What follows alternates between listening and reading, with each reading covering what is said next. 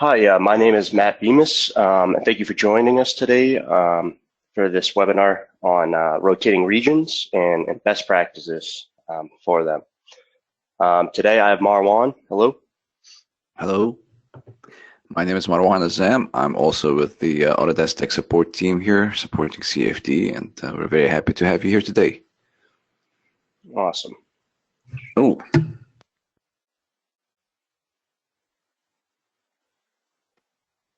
All right, so for topics today, we're just going to kind of explain what is a rotating region, how does it work, how to set one up. Quite a bit of detail goes into the CAD setup and simplifying and defining the rotating region. So basically, we're just going to show you how to model turbo machinery using rotating regions in CFD, and bring you through some best practices and specific guidelines to follow. So first of all, what is a rotating region? It's a volume, it's an envelope that surrounds a spinning space.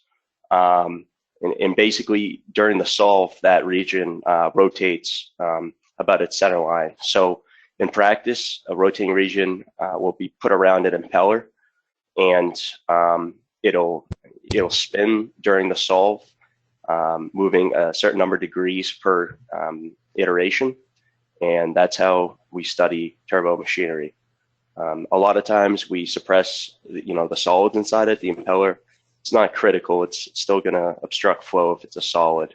But anyway, and just another note, a lot of folks, when they're new to CFD, could get confused whether they should use an internal fan or a rotating region during an analysis.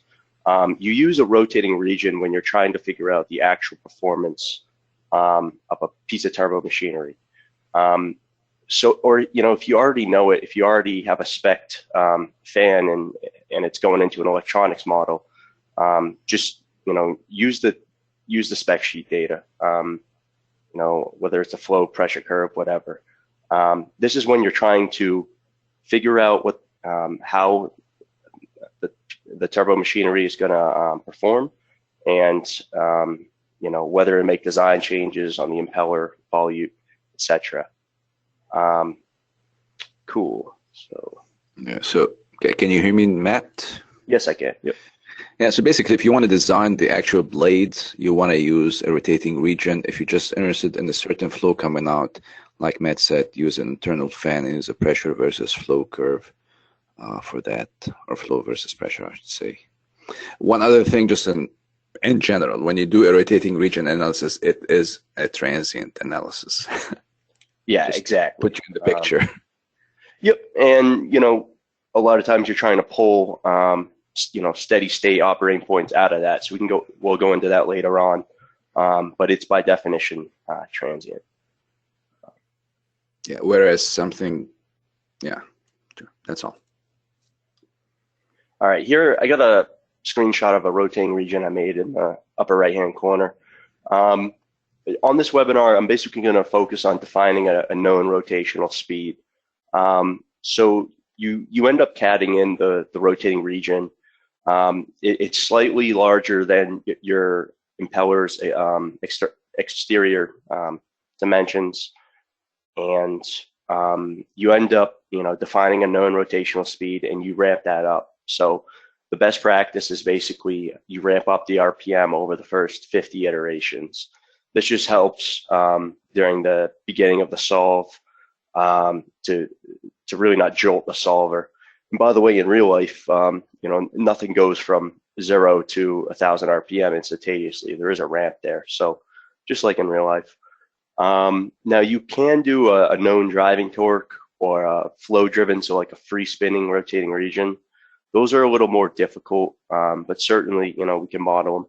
With this webinar, I'm mostly focused on defining a known rotational speed, and just wanted to focus on that. The great thing about rotating regions is they write out a CSV file with all sorts of data in them. So they'll have, for every single iteration, every single time step, they'll have RPM, hydraulic torque, and other force values written out to a data sheet, which you can, post-process further in Excel or whatever.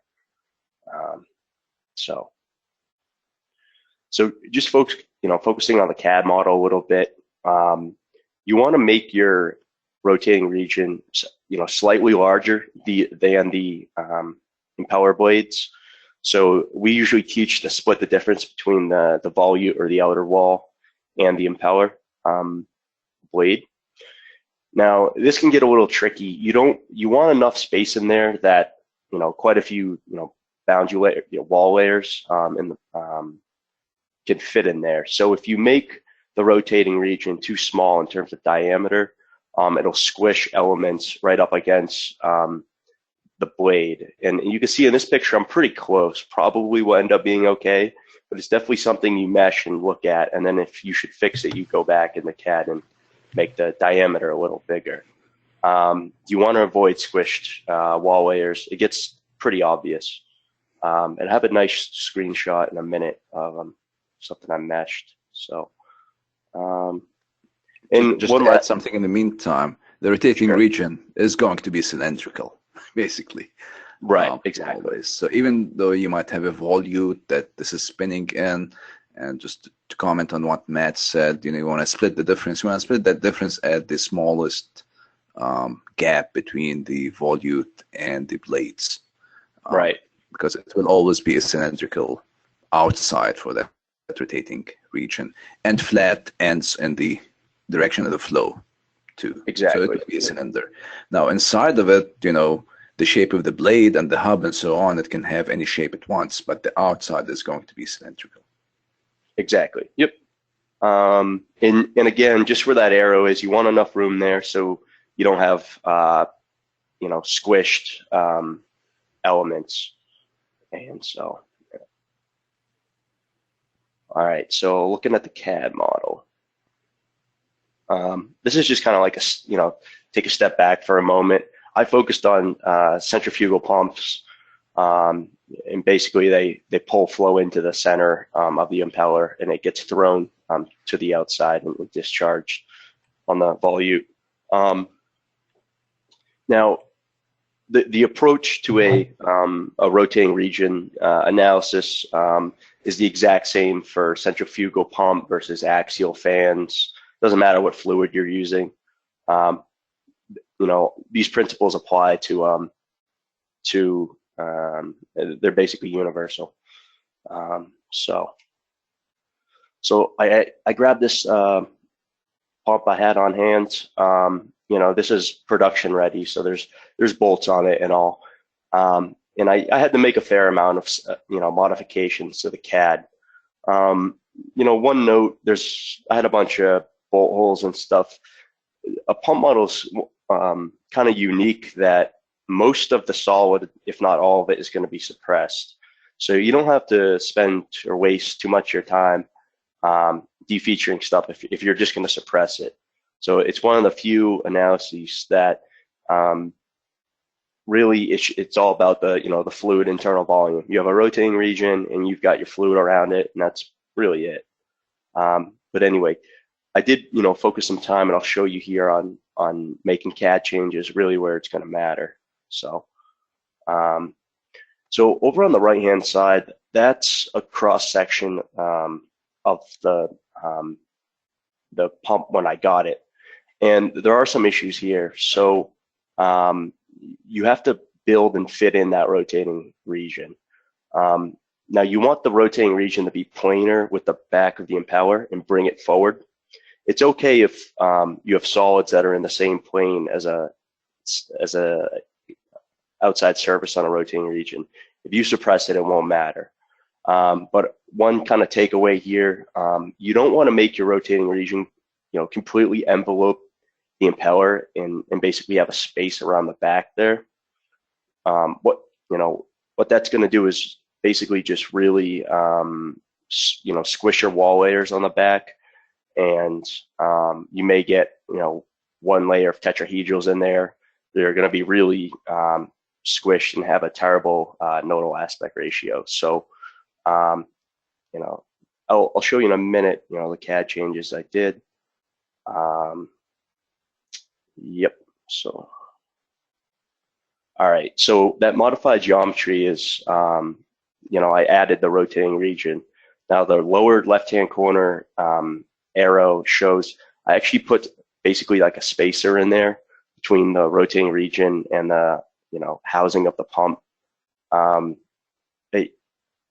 I basically just didn't want the rotating region to be touching the, the pump housing and spinning.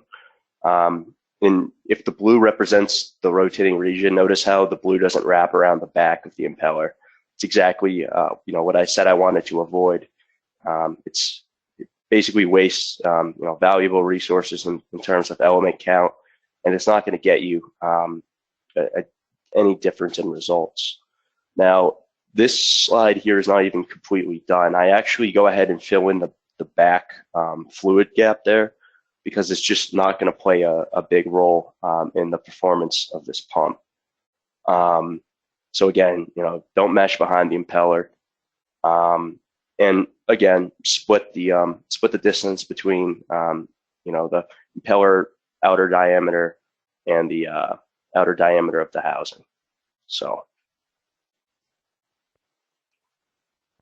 and you can see there, it looks a little weird because they're both blue, but that I basically just filled in behind the impeller on the right-hand side there.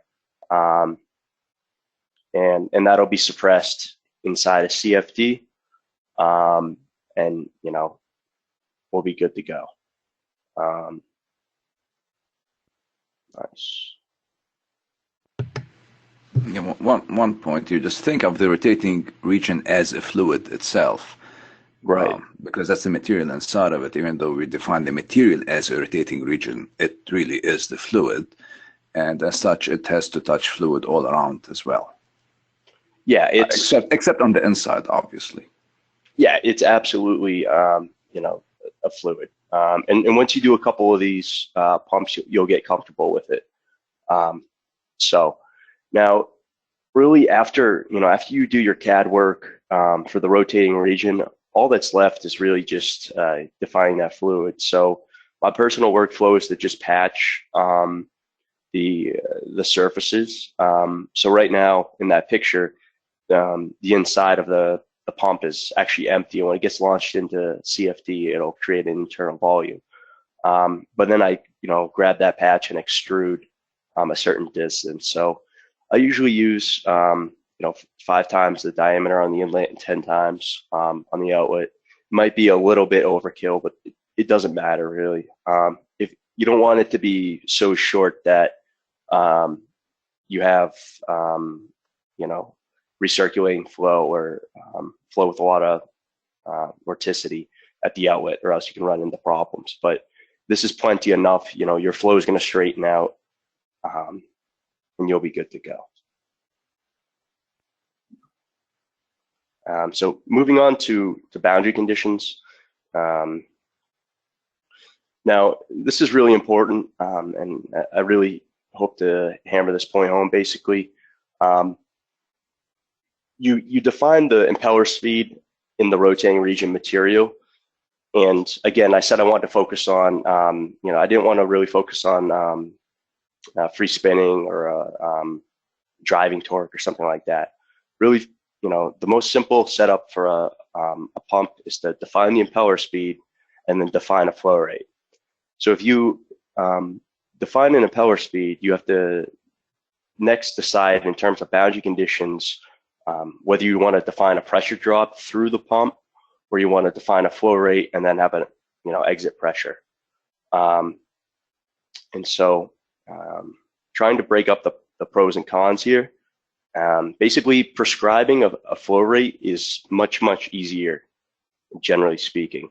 So if you have experimental data and you know your flow rate and your expected pressure drop, absolutely run by using a flow rate boundary condition. Now, technically, you should be able to flip those boundary conditions, and you should get the same operating point. But when you're inducing flow, which means you just define a pressure drop and rotate the impeller until you hit a steady state flow, that can be much more difficult. So in a lot of times when I do support, I'll try to be helping people, and they'll have, say, 3 inches of water pressure drop. And I ask them, okay, do you know what your flow rate is? And they say, yeah. And I said, all right, well, let's take a step back here. Again, use the flow rate boundary condition. You'll get your pressure drop. So materials, yeah, basically, we only need to focus on the rotating region. The rest is intuitive.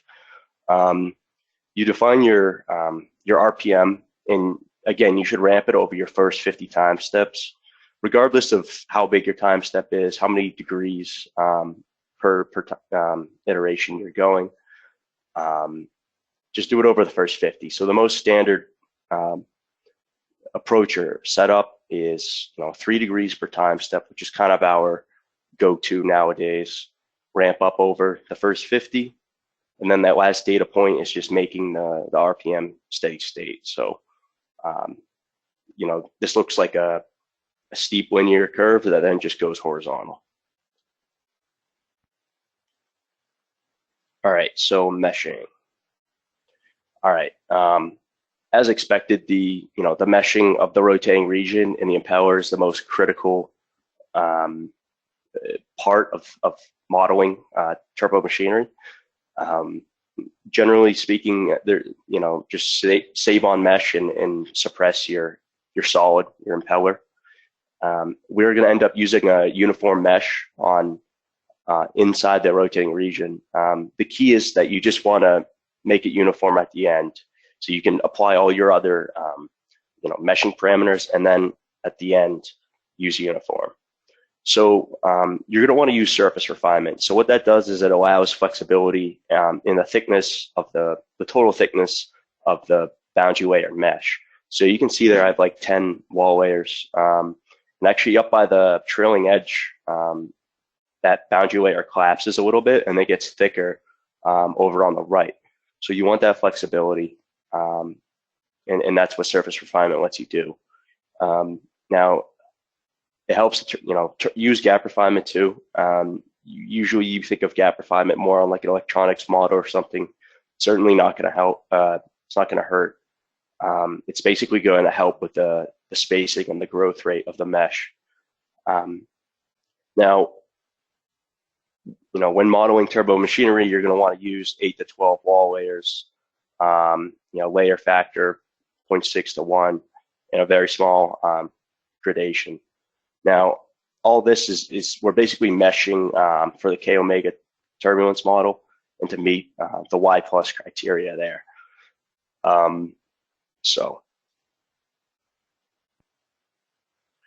That's just kind of a close-up. Now, I put a red dotted line there. There's actually a really light yellow line to the left of that red dotted line, and that's the outside of my rotating region. So you can see that I do have enough space there. Those elements aren't in very rough shape. So in other words, you have your wall layer elements, and then we have one tetrahedral element there. That's fine, and it's not incredibly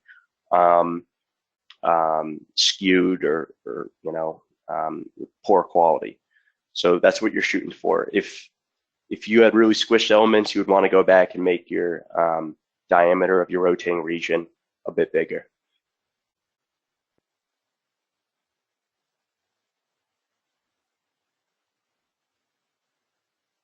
All right, just one tip or trick that you can leverage is adding the impeller blade surfaces to a group, so you can easily grab those and enhance the mesh on them.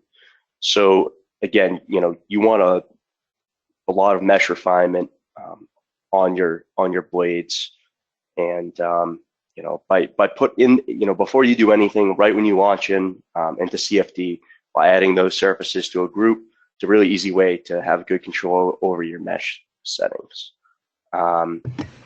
One thing to add here, just in general, that the CFD, those surfaces on the blades are the same surfaces on the inside of the rotating region. They're not, they belong to two if you will, solids or parts, the impeller part and the rotating region part, but they are one surface. It combines them into one surface, unlike maybe in other FEA packages when you import. You get that surface that exists on the impeller and that, another identical surface that exists on, say, the rotating region.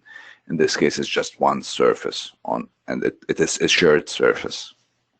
Yeah, exactly. Thanks, Marwan. As you can see, obviously my impeller here is suppressed, but I can still apply, local mesh refinement on that surface, and it'll affect the mesh that goes up against those surfaces. And so you're really, changing the mesh of the rotating region here. And again, when you're done with your local refinement, that's when you use the use uniform button on your rotating region volume. Just touching on this isn't a meshing webinar, but it is important. So just to define these parameters, the layer factor is basically the thickness. It's a fractional thickness of the entire boundary layer mesh compared to the adjacent tetrahedral elements. So what this dialog box is saying is that your 10 wall layers will have a total thickness that is 60% of the adjacent tetrahedral elements.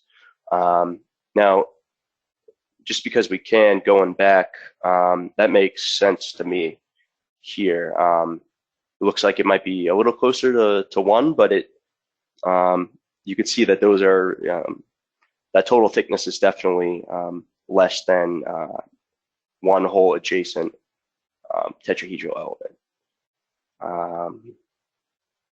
And then the layer gradation is, a fraction. It's basically defining a growth rate from wall layer 1 to wall layer 2 to wall layer 3. So each one's going to be 25% bigger than the previous. Final meshing notes. So at times, after you hit that use uniform button, the mesh can actually get too dense. So the most time-consuming part of setting up a rotating region analysis is getting a good mesh. So a lot of times you hit the use uniform button, it'll be way too dense. And that's just going to be because you're going to have somewhere a really, really small edge that'll trigger and define the whole rotating region to be that small. So again, you just grab that volume, bring the slider bar up past 1 and just make it a little larger. The meshing controls are flexible in the fact that once you try to use uniform, it'll do its best to have it be uniform everywhere, and will adjust where necessary. Now, one other really critical thing is that you want your nodal aspect ratio to be less than 150 in the rotating region. Now that value is just a ratio of the longest edge length to the shortest. And how you check for this is in the result quantities, enable the stream function, which is it's a possible output quantity, and you run for 0 iterations, and then use an ISO volume to identify where the poor quality elements are. So I've been working on a few support cases where I had astronomically high nodal aspect ratios, like over 1 million, and it was just in a it wasn't everywhere. It's just in a really problematic area, but it allowed me, by toggling the ISO volume, it allowed me to identify in short where I needed to go make some CAD changes where there was bad CAD. And so it's a great tool. It's pretty smooth workflow. All right, so getting into solver settings. All right. Now, again, you're going to have to take a different approach if you're running with induced flow. So if you're defining a pressure drop, or if you're running a prescribed flow rate and pressure boundary condition setup. So I guess just starting with the top bullet, if you're using the induced flow, so you're defining a pressure drop and you're running till it's steady state, these simulations can take an incredible amount of revolutions to hit a steady state value. In one of the most problematic cases I've dealt with, it took about I was running it for about 100 revolutions. Now, how are you ever going to get 100 revolutions? You have to start cranking up your degrees per time step, and you can use some good tricks there. For instance, I ran it 15 degrees per time step, and would get out until I was positive I'm in steady state, and then stop it, flip it to 3 degrees, and really try to refine the quality of the results. And so, moving on, if you're prescribing a flow rate, those simulations hit steady state usually in under 10 revolutions. So pretty quick. One of my models I ran for 20, but that proved to be overkill because plotting torque, the torque on the impeller was completely steady state within 10. Use 3 degrees per time step. If you can get away with it, the goal is to use the fewest degrees per time step and still get results in a reasonable amount of time. So if you can get away with using 3, don't do any more. Now, when you define a rotating region, the solve dialog box will switch to transient, and you'll be able to define your time step size. There's a nice little calculator, little box that you pop in your degrees per time step, hit calculate, gives you your time step. And so that's pretty slick. That's how I would use it. Use ADV5, which is now the new default for CFD 2018, and use the SST K omega turbulence model. The K omega RC may be slightly more accurate, but at that point, you're really going to be refining very small differences in results. Both are very capable of providing great results. All right, so next, you're probably going to want to define some safe intervals. Now, new users might be a little confused by this. They might run a transient run and ask why they can't see the whole simulation. So you have to define intermediate save intervals if you want to see what's going on during the simulation. So when if the simulation ends and you want to see what happened at the second revolution, you don't have that data unless you tell it beforehand to save it out. So you can save intervals based on time steps or a number of seconds.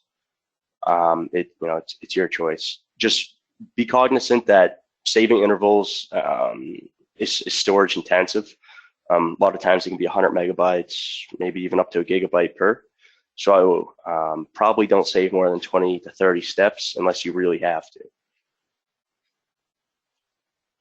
All right, so moving on to Convergence Assessment. All right, so again, like Marwan said in the beginning, these simulations are by definition transient, but as a end user and engineer, you're trying to get steady state results. So the name of the game is running until it's operating at steady state, and hopefully no longer. So at the bottom convergence plot, I basically took a picture. That's kind of your stereotypical rotating region convergence plot. So your velocity value or residuals are going to kind of jigsaw, but the slope is actually going to flatten out. And it's really towards the end. This one should go more than 500 iterations, but the slope, if you were to plot that that top value going out in the horizontal, it's pretty close to flat. And as expected, you would see pressure go flat too. So yeah, and the real key to how we're gonna assess convergence is we're gonna be using monitor points. So this is great data, but we really care about the monitor points. And on the upper right hand corner from the rotating region, that's plotting torque. So again, this model isn't really quite at steady state, but it's definitely close. the model is going to be operating at steady state if your torque is not changing. So easy enough. All right. So yeah, monitor points are basically the main method to convergence assessment for this type of analysis. It's a location on which the basic degrees of freedom, which is the result quantities in the convergence plot, are recorded for you. And the great thing is they're recorded every single iteration. So it's not like a save interval where you have all the data, but every once in a while. This is every single iteration for a certain spot in physical space. It's going to give you all those values. And it writes it out to a CSV file format. So you can, do all types of further analysis in Excel. When I look at pressure drop, basically a practice I came up with myself is averaging the pressure over the last revolution, because you don't want to rely on one data point for pressure in case it's spiked or something. But one revolution basically should see it all. So that's what I do. Yeah, Excel, MATLAB, whatever. There's a bunch of data there. It's great.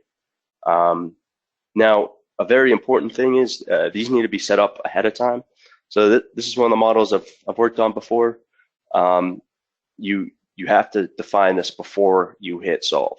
No other way it'll work. So I always try to name them, smart things, so it's not confusing later on. So I have my inlet and outlet. Those are right in the middle of the tubes. Yeah. All right. So when you're running a pump model, you'll be able to toggle between global results in the convergence plot and the monitor points. So you can see that we're looking at the outlet here, and things do look smoother. The pressure's a little jagged, but that's kind of that's noise to me, so I won't worry about it. But notice how before on the global results, the velocities were, jigsawed basically. They were zigzagging up and down. Now these are smooth because, upstream or downstream of the impeller, things do hit steady state, which is what we wanted. And another point I'll show here in a moment is that right now we're showing all the result quantities for the outlet monitor point, but you can toggle those and it will give you a min and max. It'll basically give you values on the y-axis. So so exactly here I'm looking at pressure, and these are they have a max and a min there. Now a lot of people get confused because there's no units. So all you have to do is just match the units to the summary file. The summary file will show you. This is probably Pascal's, but you can always check after the simulation is run. And here we see quite a big difference, 25 and -6. So I step out to start a little bit.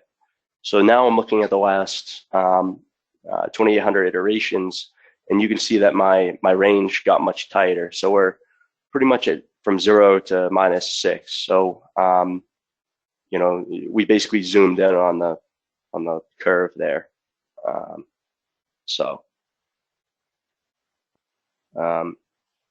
this was part of a project I did a while back, where I did a mesh sensitivity study on a rotating region and thought I'd drop it in here because it was just great workflow that showed you, how you would do this. So when I was adding mesh here, I was predominantly adding it to the rotating region. You really don't need that much mesh upstream or downstream of it, or in the pipe. You don't want it to be coarse as crazy coarse, but it's really all about the rotating region. So here I have a mesh 1, 2, and 3. Basically double the mesh and then a bit more than double time after that. And there's all kind. I could have looked at the monitor point values, but I actually ended up plotting the torque. And this plot isn't perfect. There's so much data there, and the lines are kind of thick. Maybe I could have grabbed like every 3 values or something like that. But what's cool here is that you see the torque is pretty much the same for them. Now, again, in the beginning where it's transient, there's more separation between the three meshes. That's completely expected because there's higher gradients. What's important is over on the right, these three different meshes are basically settling on the same torque value. So, it all comes down to the end user and how good is good enough to them.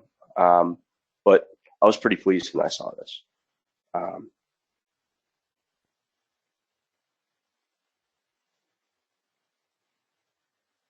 All right. So when I do end up pulling, if I'm doing induced flow and I want to grab a flow rate at the end, I just use a plane and the bulk calculator. You can save this out as a CSV or just write it down on your own. Chances are you shouldn't have to grab this value a bunch if you follow the workflow that I have mentioned previously. So in this pump model, almost 1,800 cubic centimeters a second. So that's your flow rate.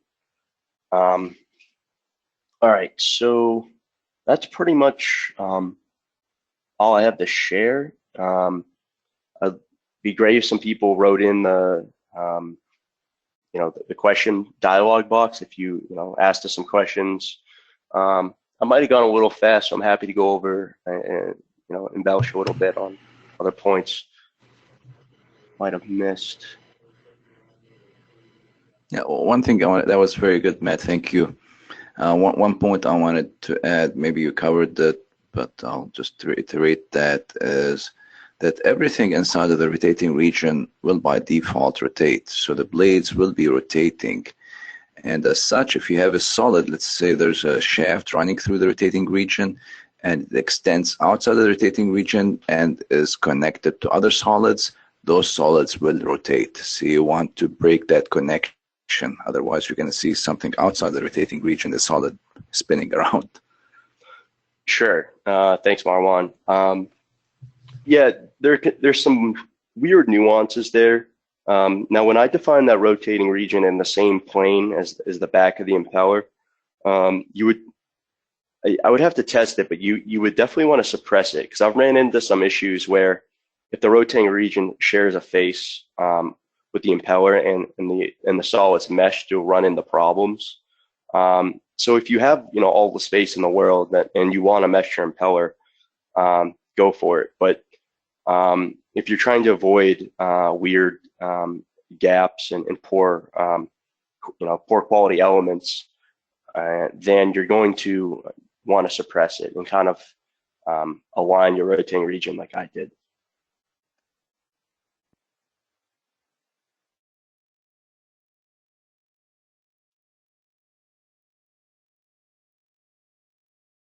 All right. Still waiting for some questions. Feel free to, type anything you got in the dialog box, and we'll try to help you out.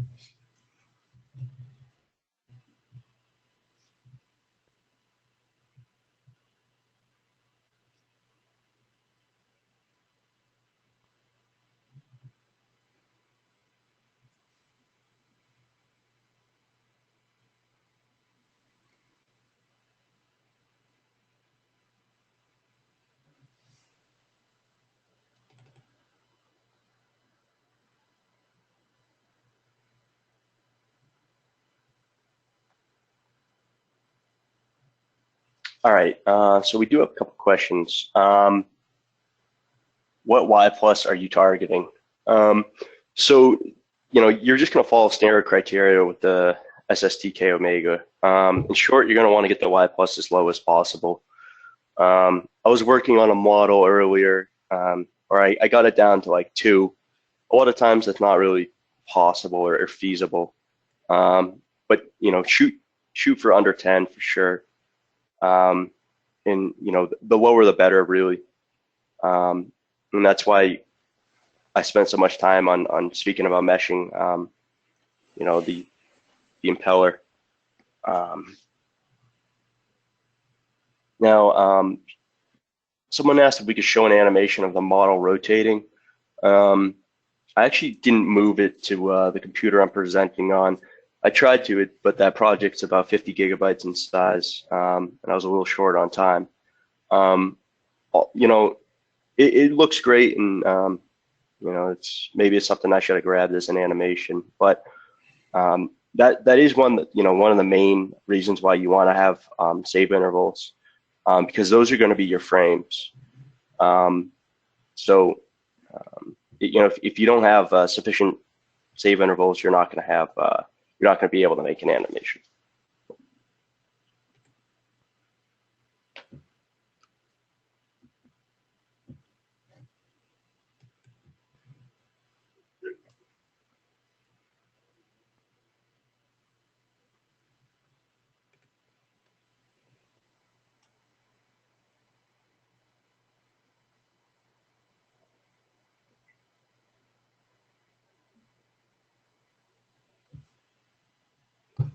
All right, someone asked a question. Do you fully suppress the impeller solid, or do you specify it to rotate with the rotating region?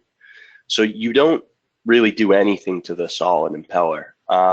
You don't apply any kind of motion or anything else. Whether it's, you know, solid, say it's aluminum and you decide to mesh it, or whether you suppress it because you don't want to waste the mesh, you just leave it as it is, and the rotating region will rotate what is inside it. So it will rotate the impeller. So if you're going, you know, 3 degrees per time step, those blades are cranking around at 3 degrees every time step. So yeah. Now, someone asked a question about modeling cavitation. That's an awesome question. You have to enable that in the advanced dialog box of the solve. And one of the fastest ways to notice if you have cavitation is to look at your low pressure value. And if it's at basically -1 atmosphere, it means there's some clipping going on there, and that you may be experiencing cavitation. So that's not something we're gonna resolve or model right off the bat. But if you think you might run into cavitation, in the physics dialog box where you define you know, scalar or something like that, just click on cavitation and you'll be able to see. So with that workflow, you can look at cavitation as a result quantity, and you'll use an ISO volume to see where that's occurring.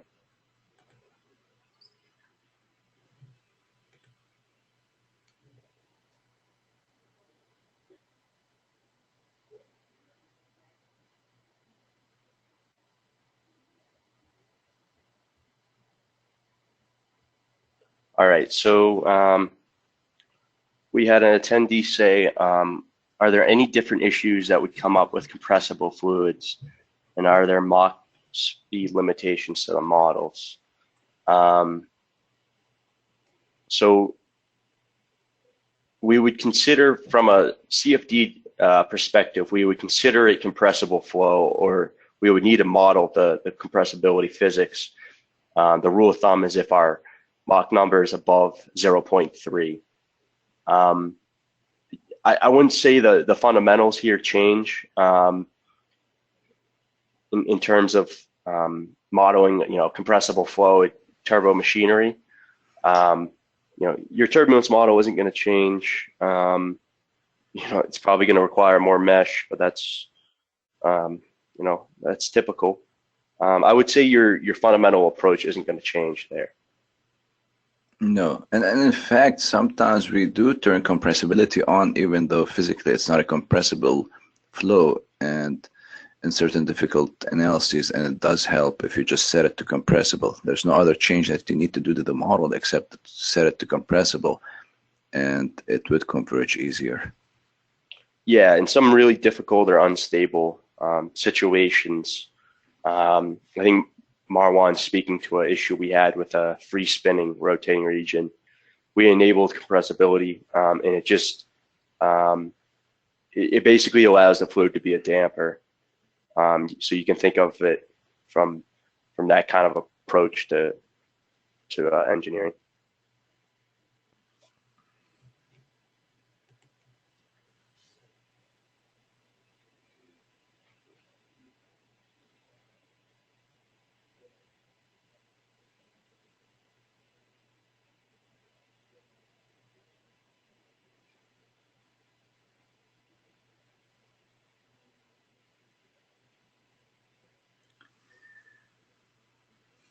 I don't see any other questions coming in. Give it a few more seconds here. Mm-hmm.